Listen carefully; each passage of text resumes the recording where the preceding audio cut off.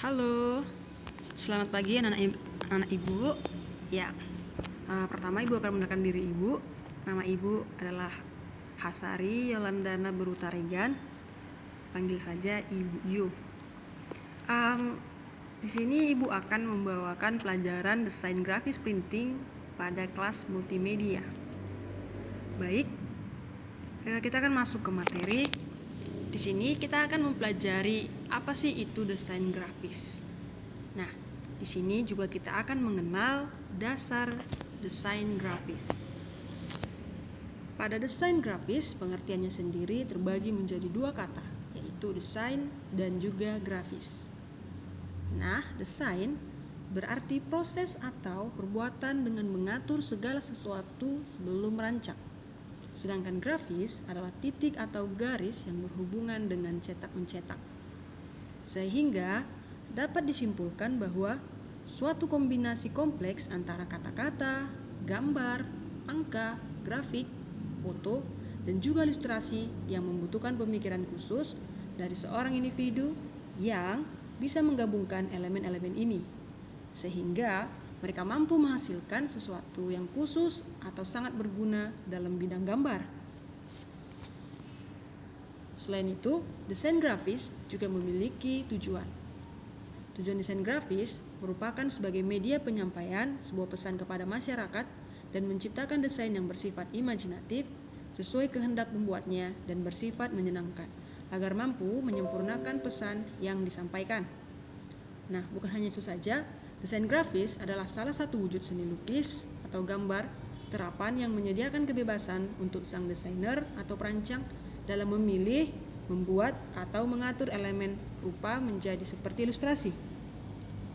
Seperti contoh, membuat gambar atau desain grafis bisa juga digunakan dengan software CorelDRAW, Photoshop, dan lain sebagainya. Yang kedua, unsur-unsur dasar desain grafis.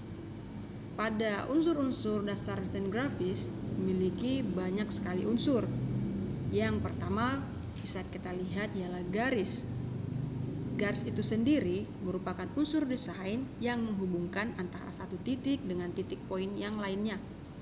Garis ini memiliki sifat memanjang dan memiliki arah tertentu. Garis juga dimaknai sebagai mata selimut dari suatu bidang dan warna. Dari bentuknya, garis sangat bervariasi. Ada garis lurus, garis lengkung, garis putus-putus, garis silang, garis zigzag, dan juga garis spiral. Nah, anak-anak bisa lihat contoh di samping ini. Di sini ada gambar garis mendatar, garis tegak, garis miring, garis lengkung, garis bersilangan, garis sejajar, garis zigzag, garis spiral, dan juga garis gelombang. Oke. Yang kedua ada bentuk atau shape. Nah, di dalam bentuk itu tersendiri memiliki arti, yaitu salah satu titik temu antara ruang dan massa. Bidang atau bentuk merupakan semua bentuk yang mempunyai dimensi panjang dan juga lebar. Bidang dapat berupa bentuk-bentuk geometris seperti lingkaran, segitiga, setengah lingkaran, dan bentuk lain yang tidak beraturan. Nah, anak-anak bisa lihat bentuk contoh gambar bentuk di bawah ini. Ya, ada segitiga, persegi panjang, lingkaran, ada juga silinder, persegi 4, persegi 5, dan juga oval. Berikutnya, sini ada tekstur. Ya, tekstur di sini memiliki arti yaitu sebagai nilai halus dan kasarnya pada permukaan sebuah benda. Nilai halus, kasar, mengkilap, licin, berpori, dan juga sebagainya. Nah, kesan-kesan tersebut dirasakan melalui penglihatan dan perabaan. Pada praktiknya, tekstur sering dikategorikan sebagai corak permukaan benda, misalnya permukaan karpet, baju, kulit, kayu, dan juga sebagainya. Kita masuk pada ruang atau space. Nah, di dalam ruang itu tersendiri memiliki arti pada desain grafis, yaitu suatu ruang atau tempat yang biasa dibilang bidang untuk para desainer yang mampu menuangkan seluruh inspirasi yang dimiliki untuk mulai mendesain di atas bidang tersebut, baik berupa warna, bidang garis, atau lainnya. Di sini juga ada ukuran atau size. Ukuran menjadi salah satu unsur yang sangat penting dalam desain grafis. Mengapa?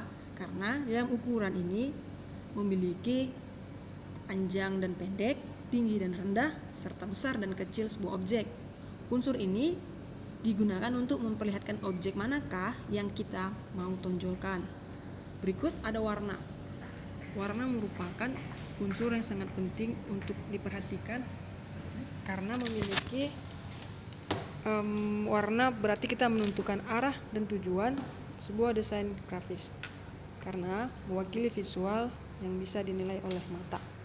Oleh karena itu, perpaduan warna yang bisa menyatu dengan warna latar atau objek ataupun juga teks. Berikut ada gelap terang. Nah, gelap terang adalah keadaan di mana suatu bidang yang dibedakan dengan warna tua untuk gelap, warna muda untuk terang yang terjadi karena disebabkan oleh perbedaan intensitas warna atau karena pengaruh cahaya. Dalam tata letak desain grafis, gelap terang dapat berfungsi untuk beberapa hal, antara lain menampilkan kesan kedalaman, membuat efek benda 3 dimensi, dan untuk memperjelas kontras. Nah, adik-adik, jadi di dalam desain grafis, khususnya desain grafis printing, bisa kita temui pada lingkungan kita sekitar. Bisa kita lihat seperti brosur, spanduk, banner, brosur promosi. Nah, itu merupakan termasuk salah satu desain grafis. Bisa kita lihat di dalam brosur banyak tulisan, huruf yang berbeda, ada kesan warna yang menarik, dan juga terdapat kata-kata yang mengajak masyarakat untuk mau mencoba dan merasakan dari promosi tersebut. Contoh, brosur makanan, brosur minuman. Nah, jadi dapat disimpulkan bahwa dengan adanya desain grafis yang kita pelajari dan kemudian kita tuangkan pada suatu aplikasi seperti Photoshop, ada Adobe Illustrator, ada CorelDRAW, dan lain sebagainya, mampu kita ciptakan suatu karya di mana di dalamnya itu ada edukasi. Iya, edukasi itu yang mampu mengajak siapapun yang membacanya, siapapun yang melihatnya, mampu mengerti apa sih makna dari penyampaian kita terhadap yang kita tuangkan tersebut di dalam desain grafis tersebut, gitu. Yang ibu bilang tadi contohnya ya, seperti brosur makanan. Nah, kita hanya menuangkan goresan huruf, angka, gambar makanan, dan juga tujuan makanan itu, fungsi makanan itu, dan manfaatnya apa. Dengan hanya lembaran brosur saja, yang membaca sudah mengerti, oh ini tujuannya untuk memperkenalkan promosi produk tersebut, begitu. Ya, jadi sampai di sini materi yang ibu bawakan. Terima kasih buat anak-anak sekalian sudah meluangkan waktu untuk belajar.